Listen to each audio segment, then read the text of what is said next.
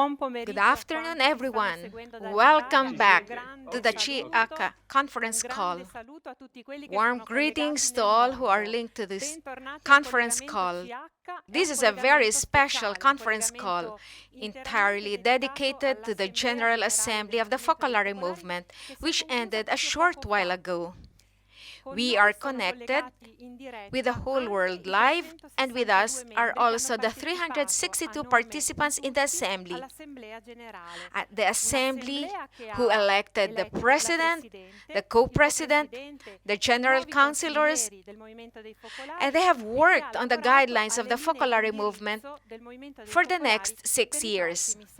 Many of them are here in this hall. So greetings to everyone near and far.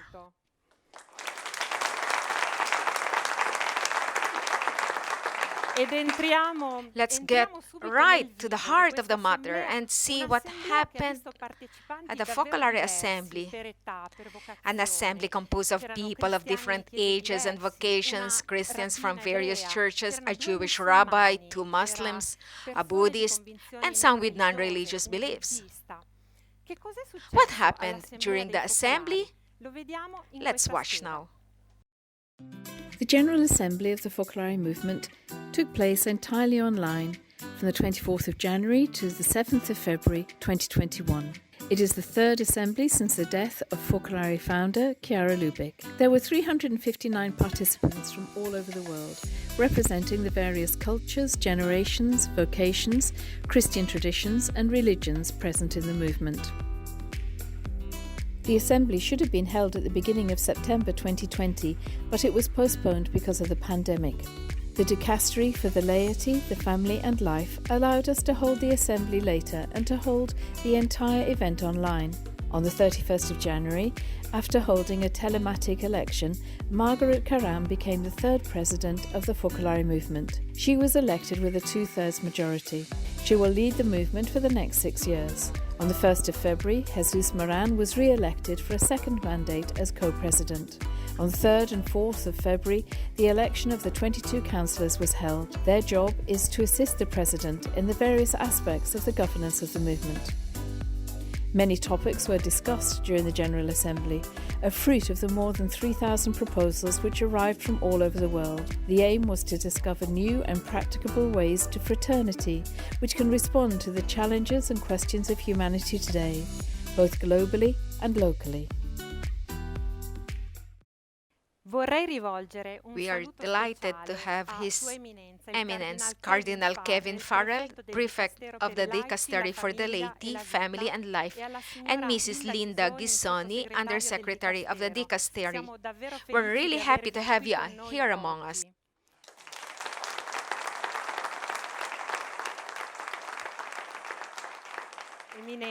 Your Eminence, the whole Focolare community is happy if you could tell us something.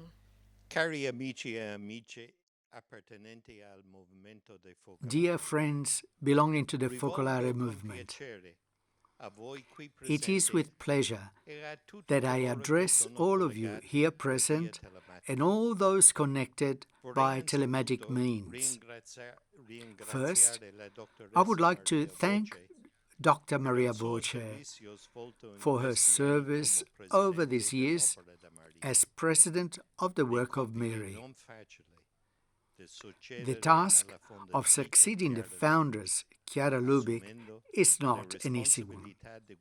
It involves taking on the responsibility of guiding the life and apostolate of this vast and richly structured movement that is now present in many countries of the world and in many spheres, not only ecclesial, but also social, academic and cultural. I thank you for your generous service. I congratulate the new president, Dr. Margaret Karam, who was elected at the assembly that has just ended, and I wish her wisdom, frankness, prudence, and decisiveness in guiding the Focolare in the coming years. so that the work of Mary may increasingly adhere to the great plans that God has in store for all of you. They are plans that require your docile and courageous adherence to His will. Last year, you celebrated the centenary of Chiara's birth. Although 100 years may seem like a very long time, I am convinced that the movement born from her charism is still in its infancy. As the Holy Father said, I think we can say that Chiara's institutions are seeds that are still waiting to sprout fully and bear the fruits that God wishes.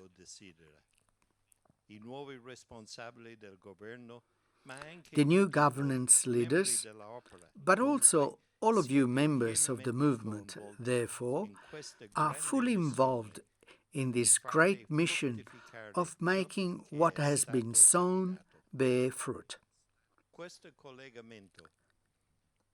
This link-up was decided by Chiara herself as an occasion to come together as a family, to reflect together, to make known the initiatives that fulfill each one's commitment, to share joys and common concerns, and above all, to return to the fundamental inspirations, the deep spiritual motives that must be at the heart of your whole life and that must never be lost sight of. This sharing of hearts and lives will help you to rediscover the meaning and joy of belonging to the spiritual family that God has raised up. I invite you, first of all, to accept with gratitude and docility the words addressed to you by the Holy Father in yesterday's audience. They are the sure path that the Lord Himself marks out for you, for our growth, for our sanctification, for the concrete exercise of ecclesial communion. The work of Mary, following the charism that is proper to it, aspires to achieve an ever deeper unity within itself, within the Church, among Christians and among all people.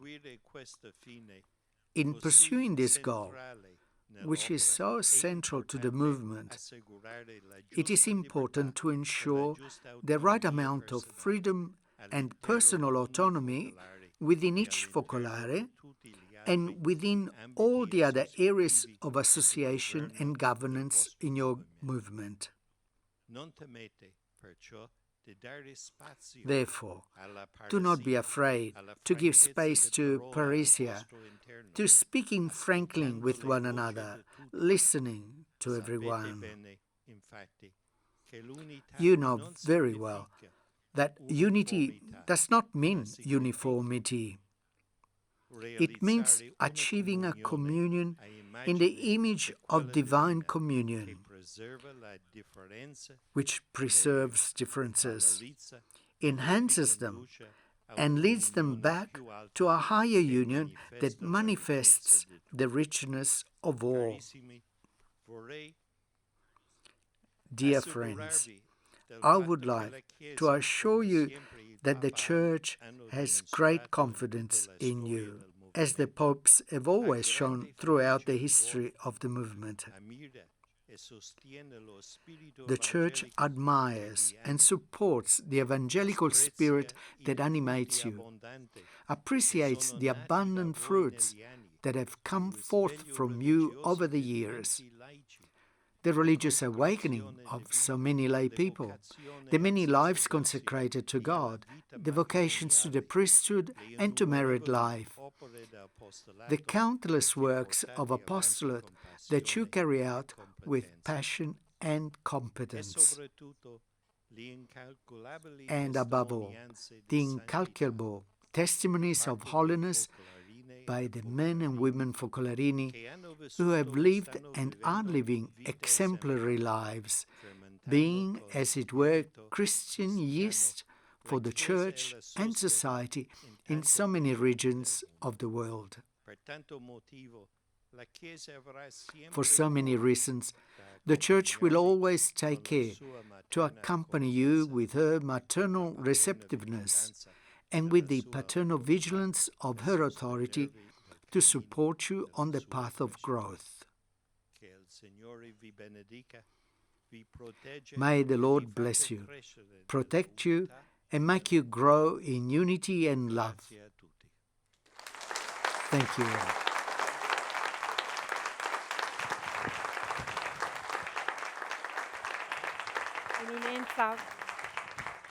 Eminenza, This applause says our profound thanks to you, Your Eminence, important words of encouragement, and we will treasure your words. I would like to link to what you have said. You have named Maria Emmaus Voce, our president for 12 years. I would like to call Emmaus. Perhaps the world wants to express to you our planetary thank you, and we would like to tell you our big, big love. Thank you, Emmaus.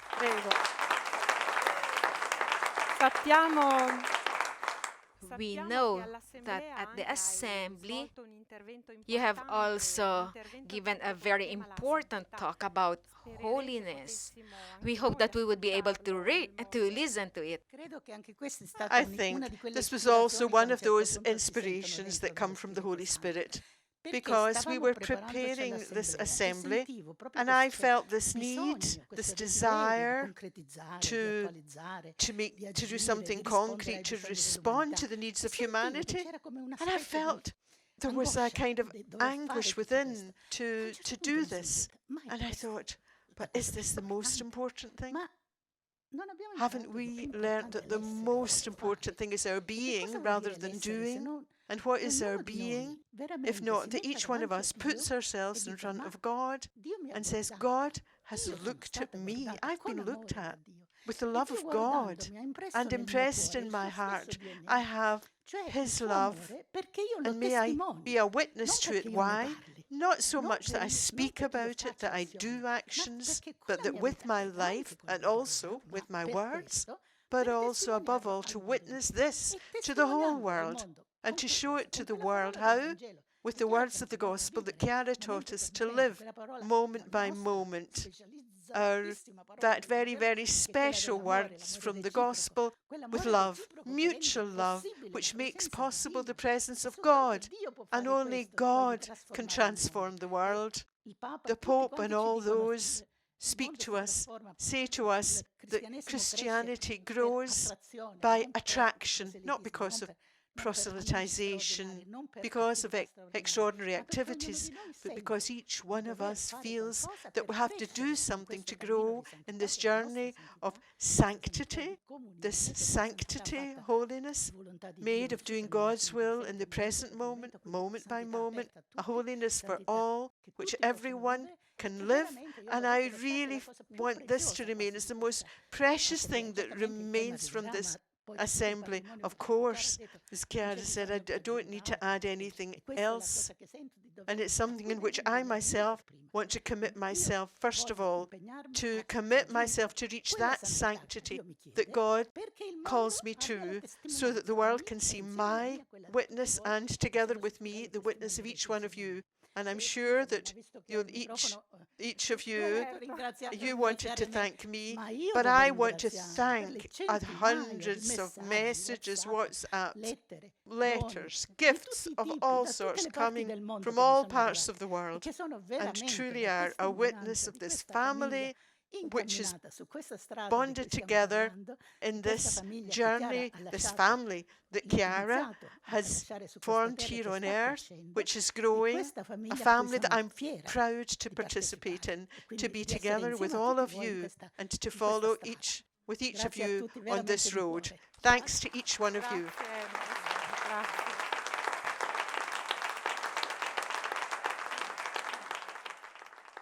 Thank you, Emmaus. Thank you from the whole world. And now let's get to know Margaret Karam, the new elected president of the Focolare, with this short biographical video file.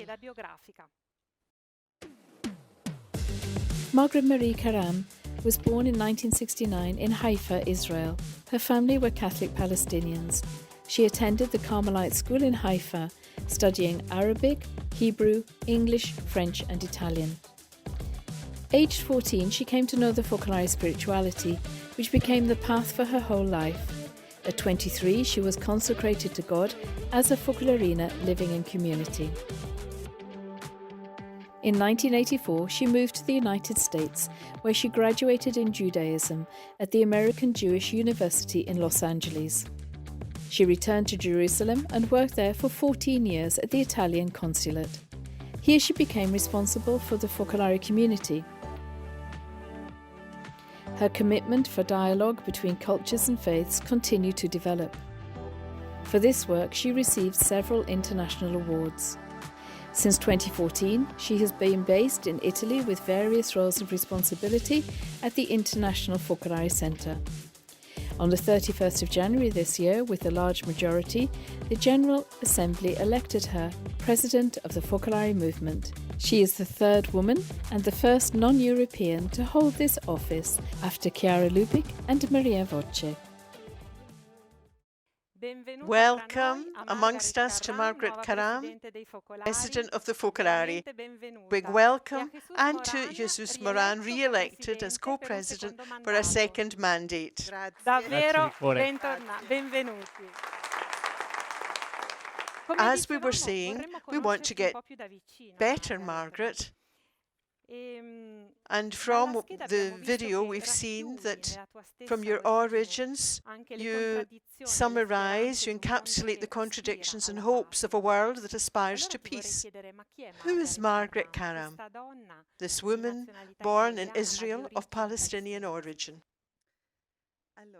Let me tell you something of myself. I was born from a Palestinian family who have lived in Palestine before of the declaration of the State of Israel.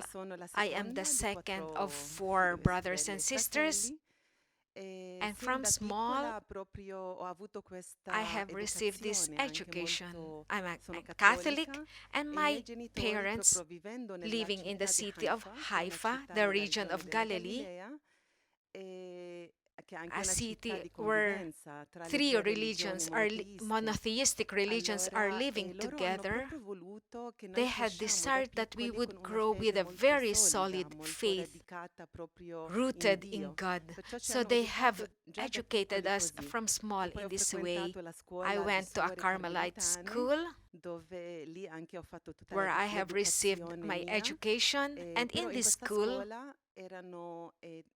we were all Arabs, but majority are Muslims. So since I was small, from I was 6 years old until 18 years old, I have always lived together. Somebody who is different. But what I feel that was really placed in my heart, let me share to you an episode to let you know who I am. When I was 5 years old, I was playing like many other children there outside the house, and my neighbors were Jews. There was also much tension in our city, and they would see us, they would insult us. I remember one day, I was so much insulted. I went home, I was desolate, I was crying. And my mother said, now dry up your tears, go out, call these children. I think they were 5 or 6. Call them, invite them. to our home. What will I do? I'll go out and call these children. I was really suffering inside of me. But then I did it because I wanted to obey to my mother. So they came, and my mother was cooking this, preparing this Arab bread, and gave to them a piece of this bread and said, "Bring this home." So a piece of bread to each one. And this gesture, after this one, the next day, their parents came to our house to get to know us, who we are. And from this small gesture, I learned a lesson for the whole of my life. That love casts away hatred. If I want to change society, I have to learn, I have to go beyond my feelings and love that neighbor that God has placed beside me. We can say that you were breathing an atmosphere of dialogue from a very early age. Now on the screen, we'll see some photos of a historic moment, June the 8th in 2014, in the Vatican Gardens, the Invocation for Peace. Pope Francis was present, His Holiness, the Ecumenical Patriarch of Constantinople, Bartholomew I, and the then Israeli President, Shimon Peres, and the President of the Palestinian Authority, Mahmoud Abbas, were present, and you read the prayer of St. Francis before them. I think it was an unforgettable moment. Also, the Pope yesterday at the private audience remembered it and reminded us that peace is a process which has to be followed. I'd like to ask you of your thoughts on this. I think, yes, even if we don't see peace yet, but it was also a time of promise. I think that peace is a gift of God. We have to ask Him that gift. And I have to continue to believe together with others that we have to continue to work to build peace, because peace should be built in our everyday life, in small gestures with people who are beside us. What we can do is to accept the other who is different from me, who belongs to another religion, who belongs to another culture. And so I believe in peace. I don't see it yet in the Middle East, but I am full of trust that what we sow, even in little, we have to continue sowing, so that when God wants, there will be this peace. Also this prayer, certainly. What for was that prayer? What was it for? It was very important. It was an invocation. It was an important moment, but then it was a luminous moment that we have to look up to. Because prayer, as we were saying, prayers of those from the Holy Land, it's not that it produces something, but prayers generate. So we have to continue to generate peace within our heart, first of all, and together with the others.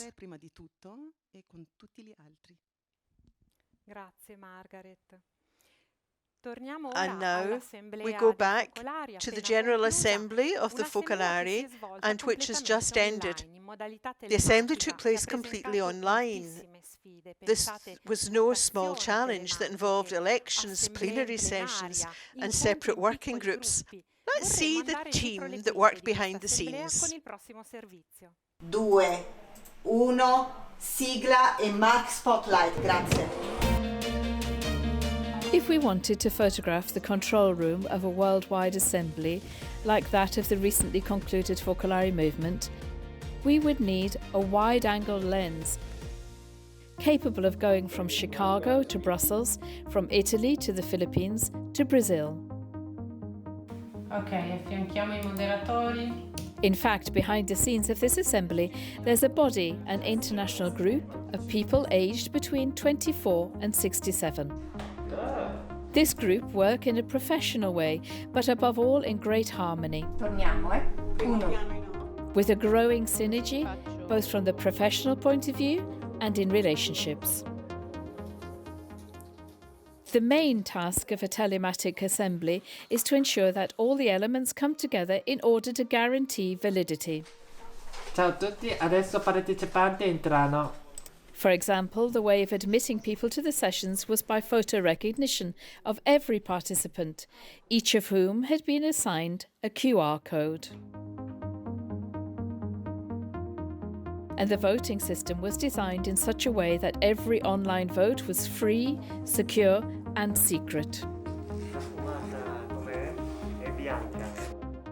Each plenary session of the Assembly was simultaneously translated into 5 languages through 34 translators from 6 nations, together with the movement's international team. As well as the plenary meeting sessions, the 359 participants could also meet in smaller groups. They could opt into the technician's room, relaxation and prayer rooms, for example. Every day, the members of the movement received text and video updates. There were also press releases and other materials for the media.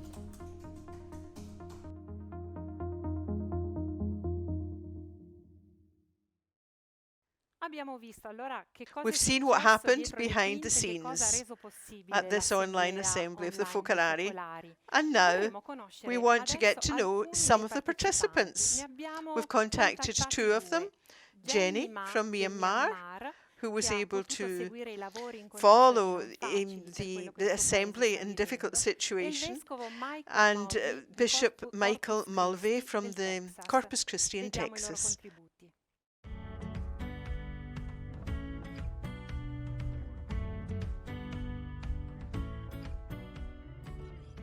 Sono Jenny, sono da Myanmar. I'm Jenny from Myanmar. Non sono pienamente nel presente in questi I have to giorni confess per tutto quello che accade nel mio it was not paese. easy to always be fully present veramente these un days momento in di this buio. assembly. E questi It is giorni truly io a time of contemplo darkness. And these c'è days I qualcosa contemplate that there buona is anche nel buio. something good Io trovo even in the l'abbandono di darkness. Gesù I il find perché. the abandonment of Jesus. Da buio It io is the vedo reason. la gente di diverse posizioni si mettono From insieme darkness, I per see trovare people una from luce. different places. E They la come together generosità to find the tra i light. popoli. And they Comunione find di beni, generosity among peoples. assistenza tecnica There's communion of goods, e morale, technical and moral assistance, e dare il coraggio nel lottare per la giustizia. people giving courage Sento che ci just to fight porta for in un momento justice. più concentrato, I perché feel non that it sappiamo il brings domani, us to a more ma focused abbiamo solo il moment presente. because we do not know tomorrow. E We mi only have trovo the present. Dio in questo momento. And è I bello. find God Io sento in this tanto moment, coraggio and it is e beautiful. unità e gratitudine I feel so much courage and ciascuno unity and della gratitude mia to famiglia each spirituale of my spiritual tutto il family mondo. from all over the world. Grazie. To be a part of this assembly was a great joy for me because I know we're all in a new adventure, both in humanity, in the church, and also with this spirituality. So it was a great joy. During these past few days with the assembly, it's been an incredible experience.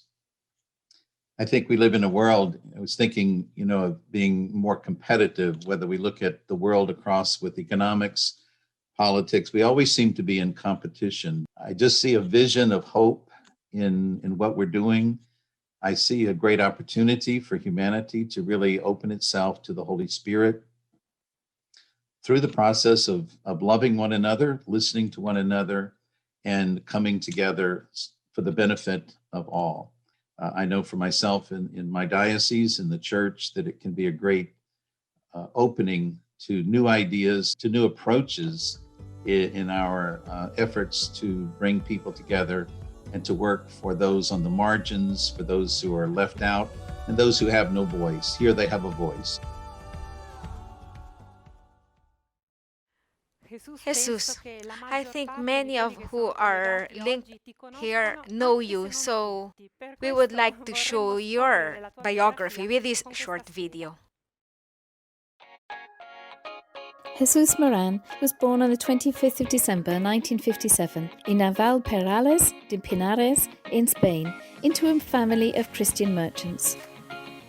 At the age of 16, he got to know the Gen, the young people of the Focolare movement, and became more and more involved in the movement's activities. He graduated in philosophy from the Autonomous University of Madrid.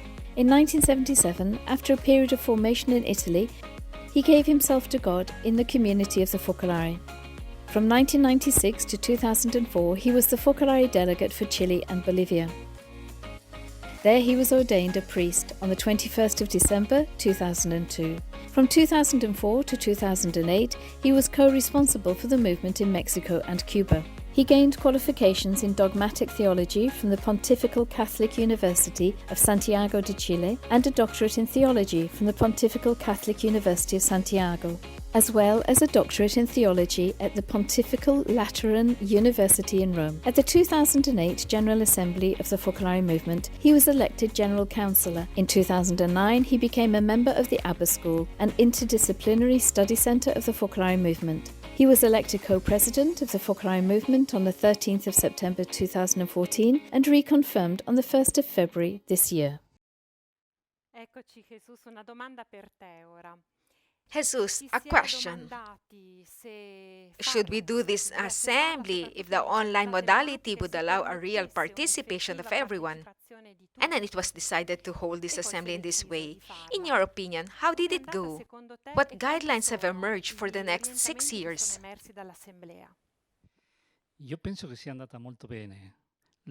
I think it went very well. Cardinal Farrow and Linda Ghisoni trusted us completely. I think it went very well. There really is something miraculous about the way it went, because from one point of view, it was crazy to hold an assembly dealing with 4 themes and 19 topics while working in groups and not always in plenary sessions. We used different platforms, and as you saw, we had a wonderful staff that was really competent. Then obviously there was the help of the grace of the Holy Spirit. What are the themes we focused on? Now, it is not easy to give a summary, but if I wanted to summarize almost for myself, I would say this.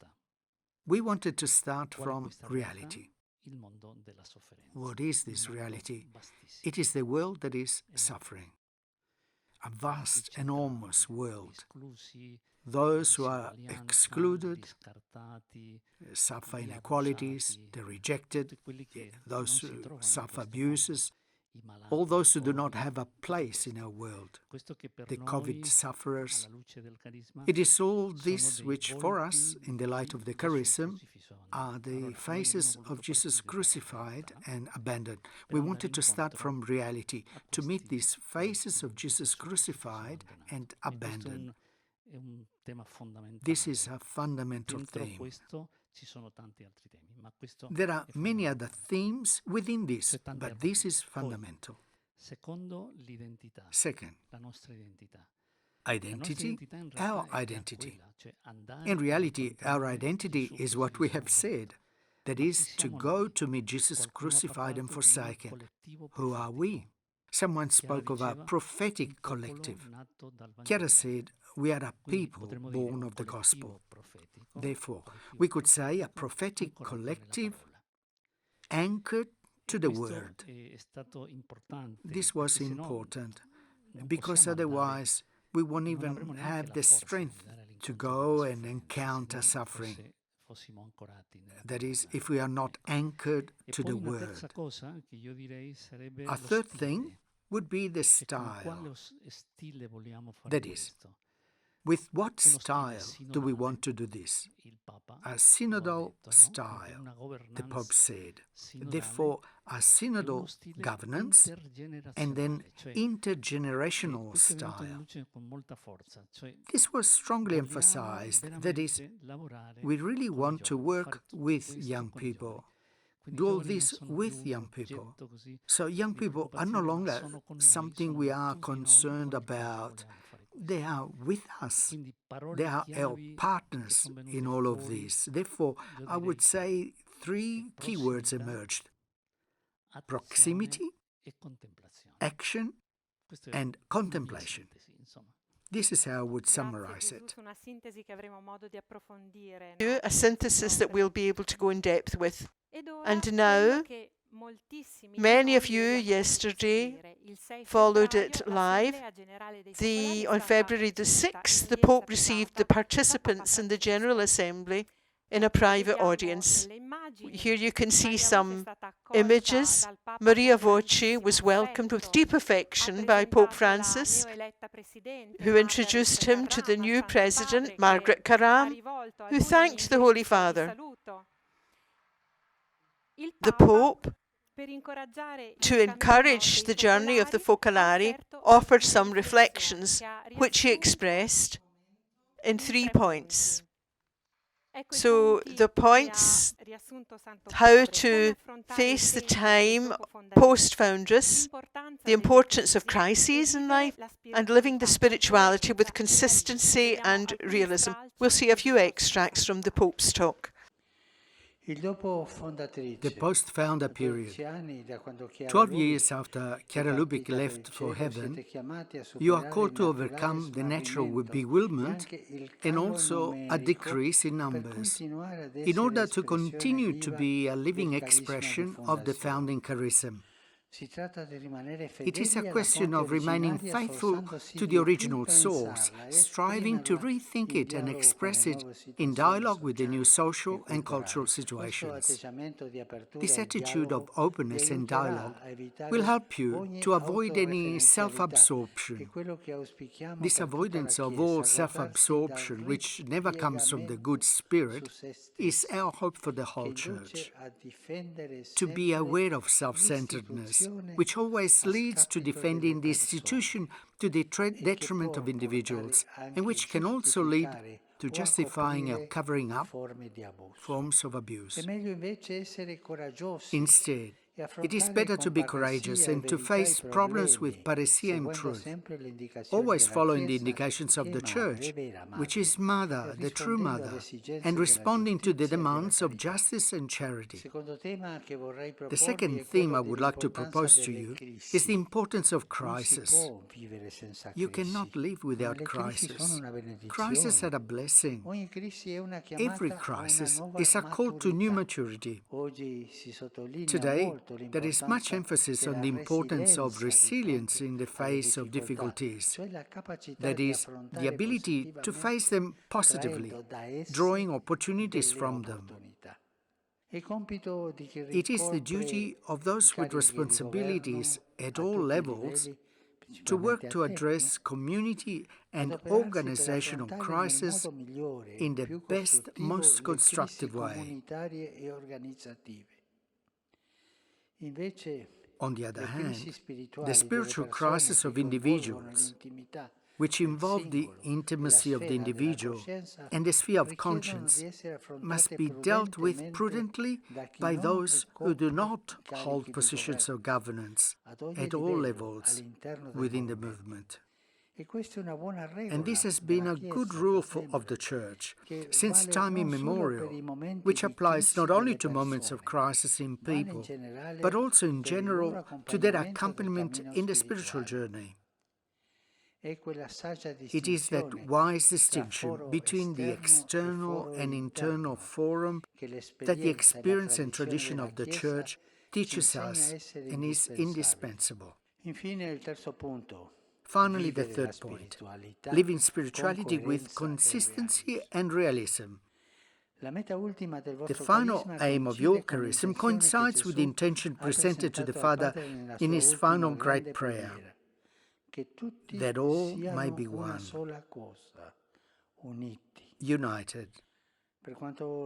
With regard to acting outside the movement, I encourage you to be witness of closeness with fraternal love that overcomes every barrier and reaches every human condition. With regard to your effort within the movement, I urge you increasingly to promote synodality, so that all members, as depositories of the same charism, may be co-responsible for and participate in the life of the work of Mary and its specific goals. Thank you so much for your joyful witness to the gospel that you continue to offer to the Church and to the world.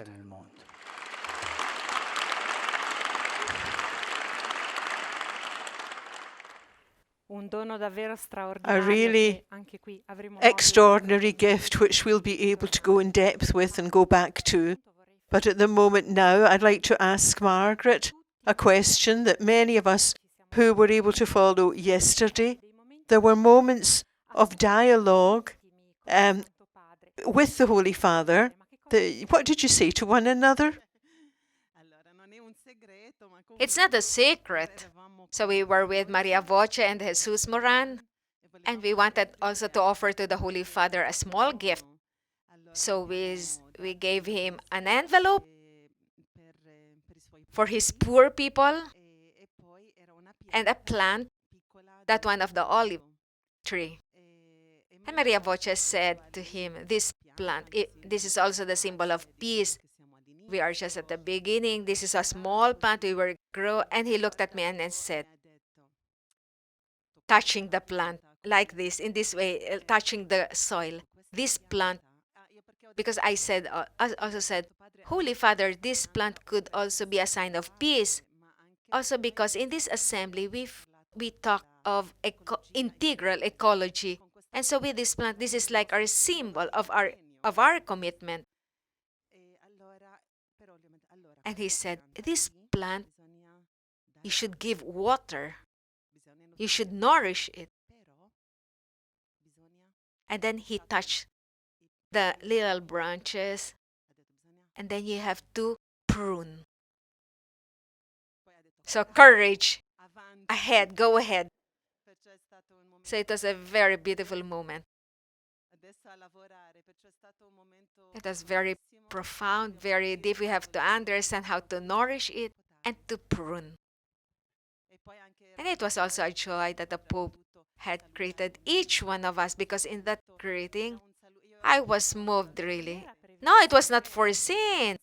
He had to go out already, but then there he saw the whole world representing each one. Each one was able to say what each one has in his or her heart. And he was assuring them, encouraging each one. Because at times we were also happy. He was also joking. But then the mate, like in the Argentine.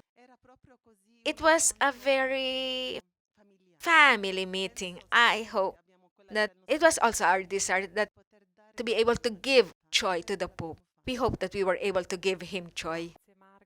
Thank you, Margaret. We're coming to the conclusion.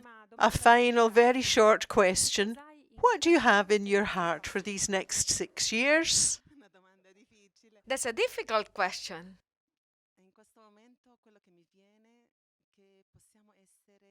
That we could be happy,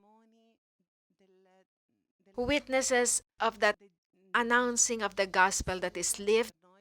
And for us, it means to live unity, but joyful witnesses, to bear witness to the risen Lord. This is what I have in my heart at this moment. I would like also, I don't know if I could say, I make a special greetings. First of all, I would like to thank, this is also an opportunity to be linked with the whole world. I have received so many messages, so many letters, even of important people in the church, of the various churches, of different religions, Jews, Muslims.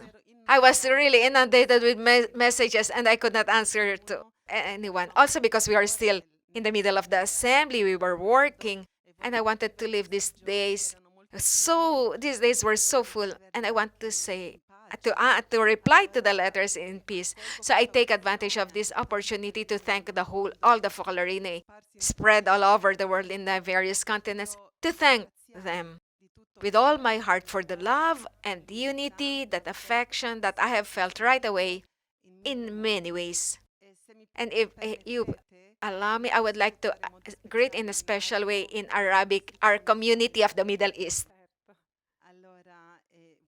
I would like to say to them, thank you, but I will say Arabic. لكل عائلة الفوكولاري بالشرق الأوسط وشمال أفريقيا شكرا لمحبتكم ولوحدتكم. And to those of the Jewish language, שלום וחיבוק גדול. שלום. Shalom is peace and a great big embrace to all. Grazie Margaret. Margaret, thank you. I also want to take this opportunity to thank everyone. I like to answer messages, but this time I just don't find how to do it.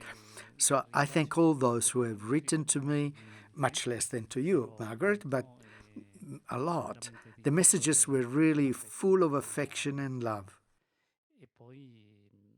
We Spaniards have many Arabic words, but I hope you will teach me at least a few more phrases to be able to speak this beautiful language. Grazie. Vi ringraziamo. Grazie Margaret. Thank you, Margaret. Thank you, Jesus. Amos. Thank you, Your Eminence, to all of you for this moment of family, planetary family. Before greeting you, we're a family who living on earth. We want to remind you of Jean-Paul Brotel, one of our collaborators who worked for the conference, for these conference calls at the Center for Santa Chiara, who passed away on February the 2nd. We've come to the end of this special edition, and the next conference call will be on March the 27th at 12 noon. To all of you who are following us, thank you and goodbye. Greetings to all who are following us throughout the world. Thanks for being with us, and we'll see you again soon.